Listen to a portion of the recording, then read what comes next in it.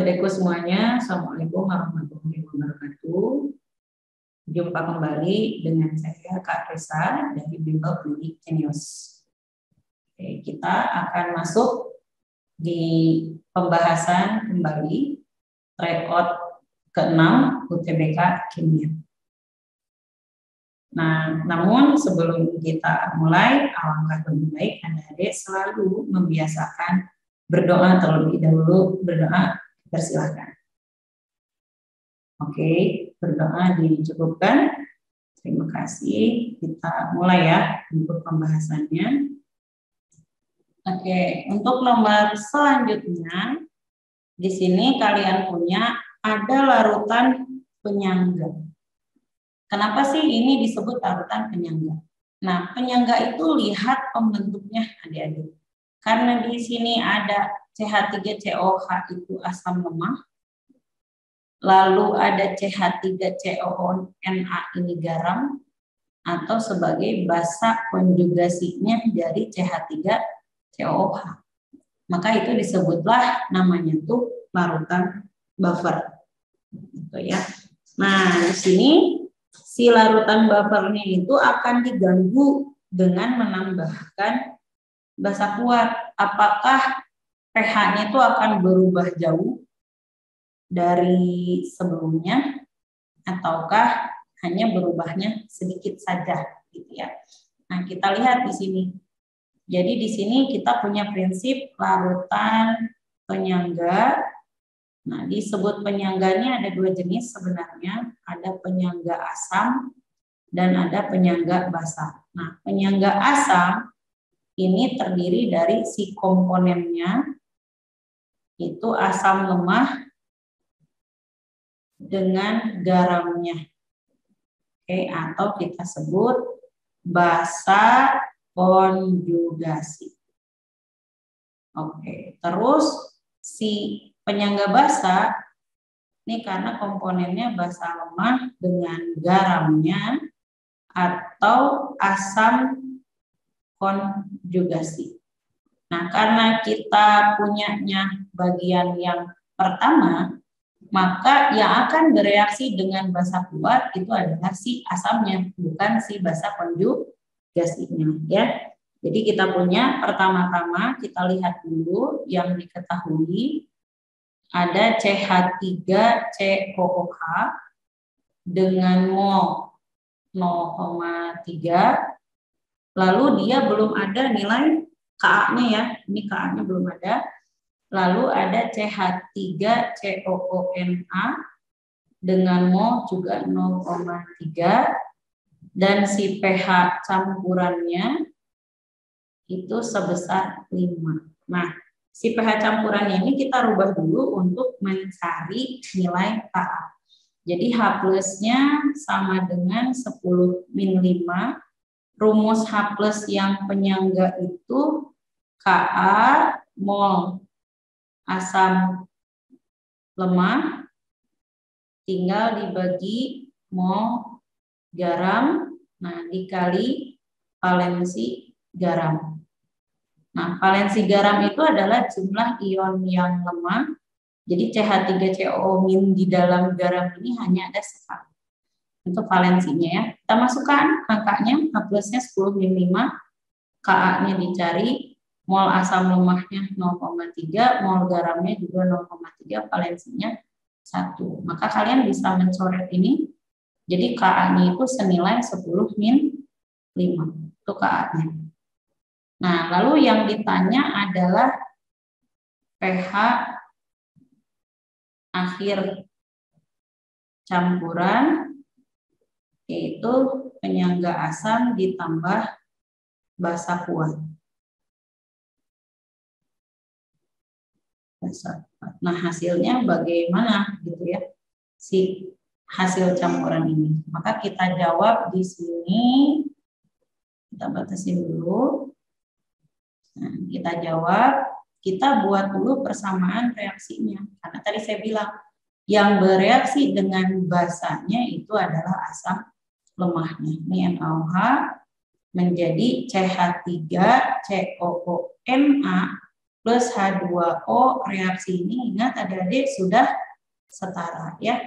Nah ini M, N, S. Nah kalian biasakan seperti ini kalau mau mencari pH campuran. Kita masukkan, ini tadi di awal sudah ada 0,3 mol di dalam sistemnya, ini juga 0,3 mol di dalam sistemnya.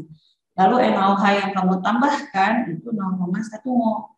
Maka dari sini kamu bisa menyimpulkan NaOH yang akan habis bereaksi 0. Ini kan tiap 1, 0,1. Berarti karena CH3COH juga satu koefisien saat bereaksi, maka molnya sama dengan NaOH. Jadi yang tersisa 0,2 mol. Lalu si garamnya juga karena koefisiennya 1, maka dia molnya sama dengan NaOH. Karena dia memproduk, maka di sini dijumlah. Kalau ini kan reaktan dikurang. Ya, maka di sini kita punya 0,4 mol. Nah, maka ketika ditanya pH campurannya, ya kalian masukin lagi aja ke rumus buffer. Karena ini, kenapa ini masih buffer? Karena yang tersisa asam lemah dengan garam. Jadi yang tersisa ini masih larutan buffer asam. Ya, jadi kita punya asam lemah dengan garam. Nah, jadi kita H+ sama dengan Ka mol si asam lemah dibagi mol si garam dikali valensi garam. Ka-nya yang tadi kamu dapatkan yang ini. Jadi 10-5, mol asamnya 0,2, mol garamnya 0,4, valensinya 1 ya. Nah, maka ini ketika dibagi hasilnya adalah setengah, 1/2. Nah, boleh kamu tulisnya 5 kali 10 pangkat 6. Kita tulis di sini ya. Jadi 5 kali 10 pangkat 6 itu adalah H+-nya. Nah, maka pH-nya itu adalah min logaritma 5 kali 10 min 6. Sama dengan 6 min log 5. Nah, kalau kamu lupa logaritma 5 itu berapa, kamu boleh tuliskan logaritma itu diperoleh dari membagi 10 dengan 2. Jadi ini 6 min log 10 dikurangi log 2. Nah, logaritma 10 itu kan 1. Jadi 6 kurangi 1 min kali min plus logaritma 2. Jadi 5 plus logaritma 2. Nah, dapat jawabannya. Jadi hanya berubahnya sedikit sekali, ditambahkan logaritma 2. Nah, itu untuk nomor 41. Soal selanjutnya di sini tentang sel elektrolisis ya. Kita ada arus listrik 5 ampere diberikan ke dalam larutan V3 nitrat selama 30 menit sebanyak 1,8 gram. Logam P yang mengendap di katoda yang ditanya adalah berapa massa atom dari si logam P tersebut. Jadi kamu di sini informasinya yang diketahui. Nah, 5 ampere ini adalah arus P. 5 ampere, terus ini waktu harus dalam detik ya. Berarti 30 menit kita kali 60 detik. Maka kamu punya 1800 detik. Nah, lalu itu beratnya W sama dengan 1,8 gram. Nah, lalu ini 3, ini adalah valensi. Jadi valensinya itu 3. Nah, yang ditanya nanti adalah massa atom relatif atau AR. Nah, kalau sudah ingat-ingat kembali, di sini jawab, diingat-ingat lagi ya, bahwa rumus hukum Faraday itu adalah W sama dengan E kali I kali T per 96500. Nah, E-nya itu apa? E-nya itu AR dibagi valensi kali I kali T per 96500.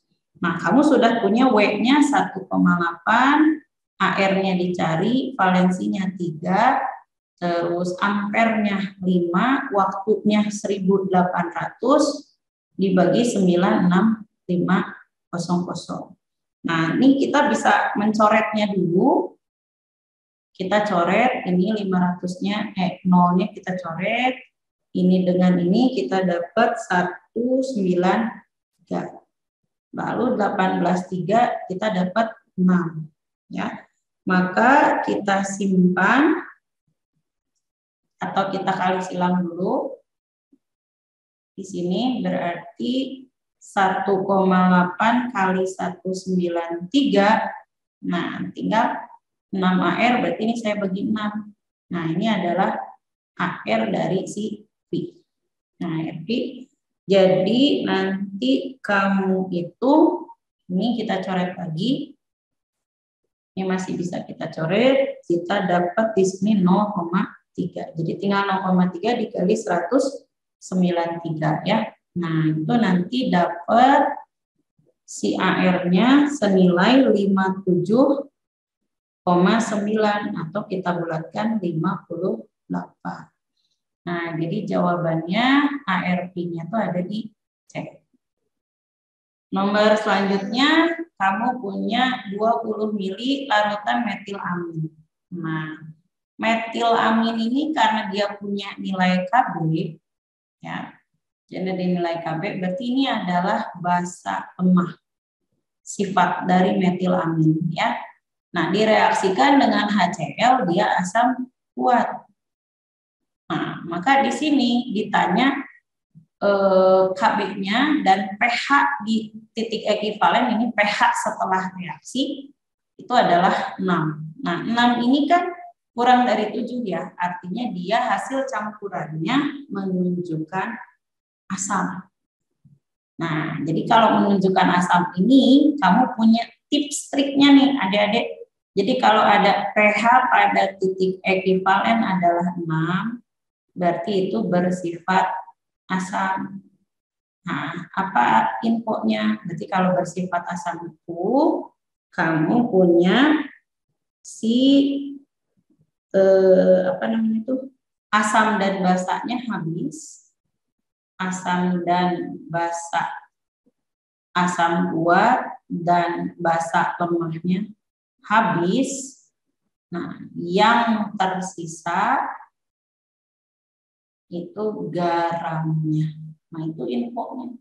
Jadi kalau pH-nya menunjukkan pH asam tapi tidak dekat ke asam kuatnya, nah berarti ini adalah garamnya, gitu ya. Nah, jadi kalau ngomong-ngomong di sini yang tersisa adalah garam, berarti kata kunci dari yang diketahui ini materinya berarti hidrolisis garam.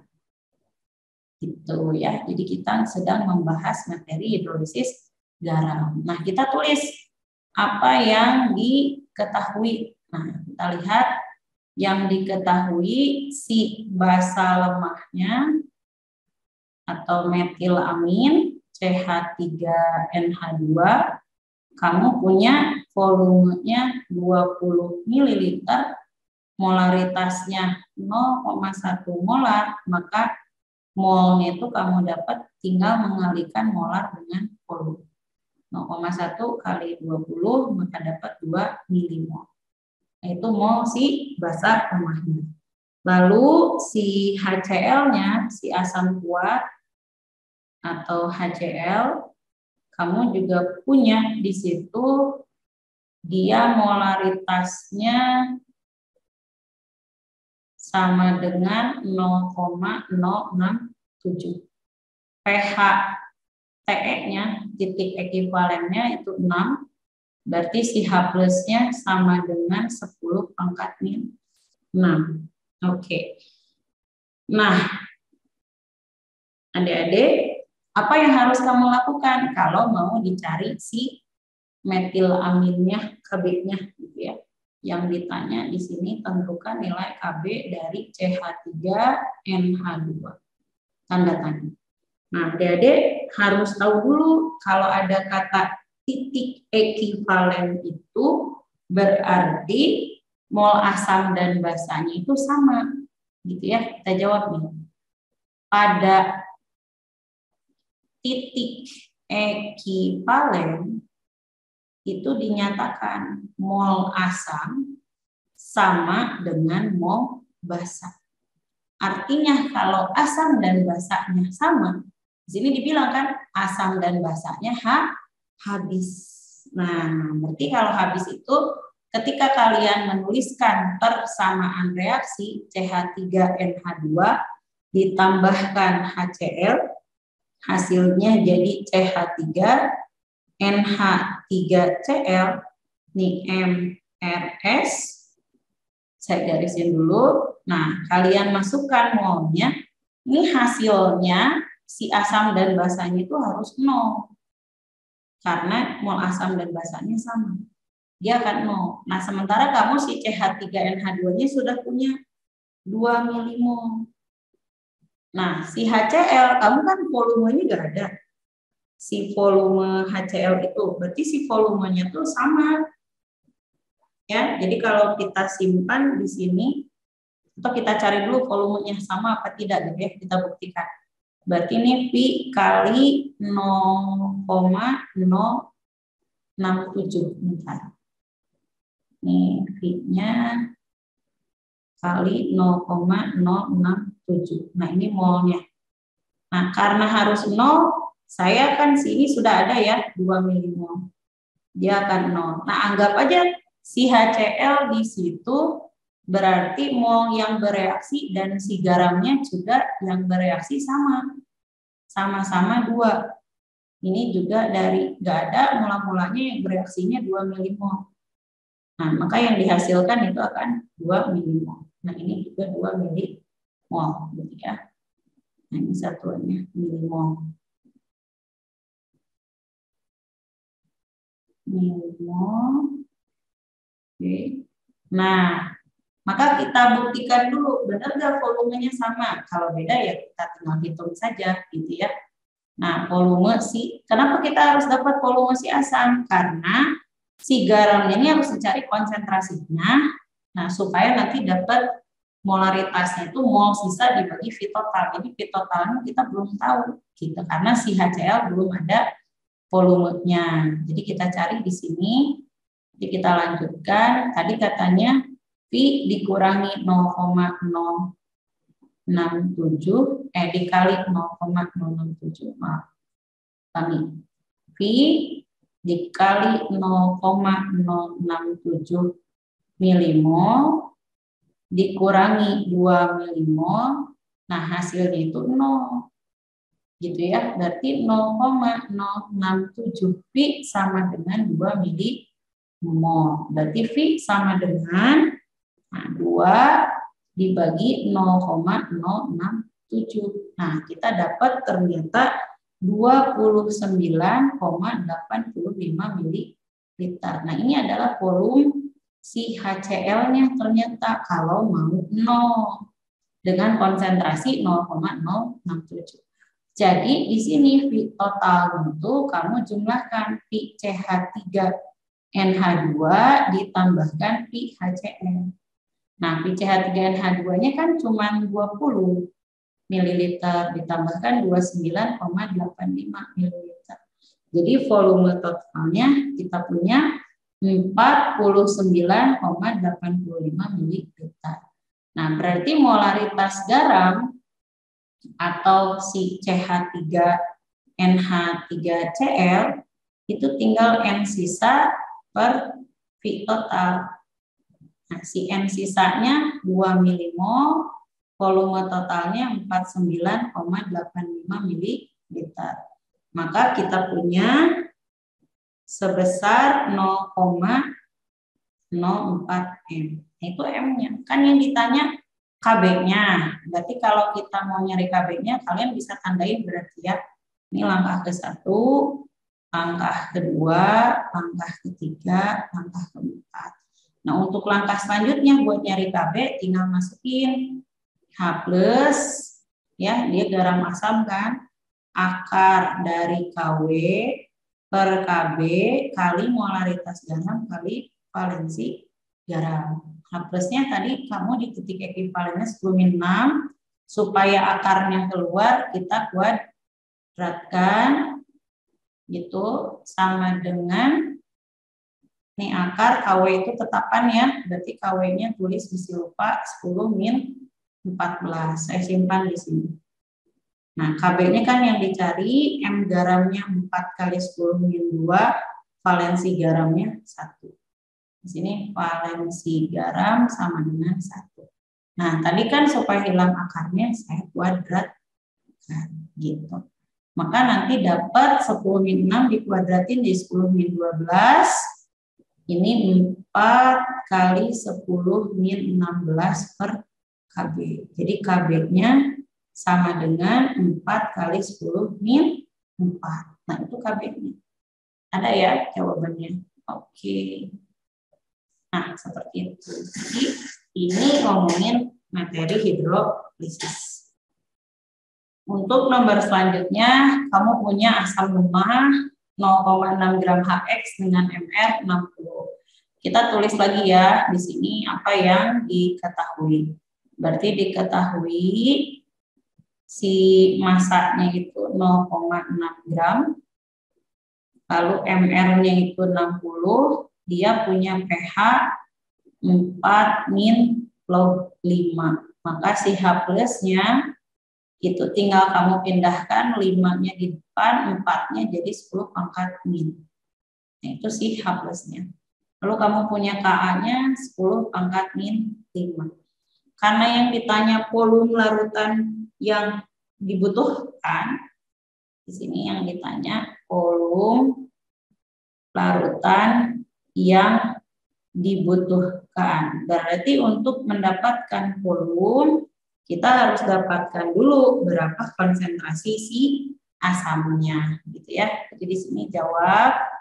Nah, kita tinggal pakai rumus asam lemah karena di situ ada Ka. Berarti ini nunjukin asam lemah. Nah, berarti kita punya langkah pertama, kalian cari dulu si H plus asam lemahnya. Berarti akar Ka kali M. Jadi M-nya yang kita cari ya.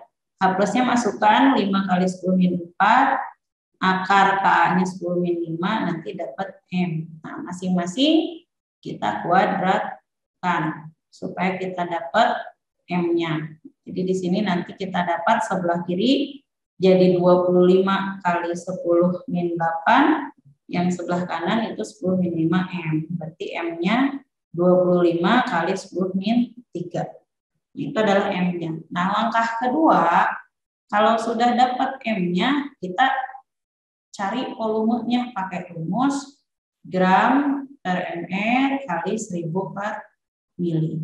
Nah, M-nya kita substitusikan ke sini, 25 kali 10 min 3, lalu gramnya itu 6 kali 10 min 1, mr-nya 60 kali 1000 per mili. Jadi volumenya yang dicari. Nah, kita coret dulu ini, terus kita coret ini, kita coret juga ini. Maka mililiternya kalian punya 25 kali 10 min 3 dibagi, maaf kebalik ya, berarti 10 gitu ya. Nah, dibagi 25 kali 10 min 3. Jadi si volumenya tuh ini naik, minnya berarti 10.000 dibagi 25. Jadi kita dapatnya 400 ml gitu. Gampang kan? Nah, jadi ini hanya pakai rumus asam lemah saja karena tidak dicampur apa-apa. Gitu. Jadi jawabannya ada di Untuk nomor 45 yang ditanya adalah larutan di bawah ini yang paling mudah mendidih. Jadi kalau mudah mendidih itu artinya dia si titik didihnya itu rendah. Ya, jadi kalau mudah mendidih, nah ini berarti titik didihnya rendah.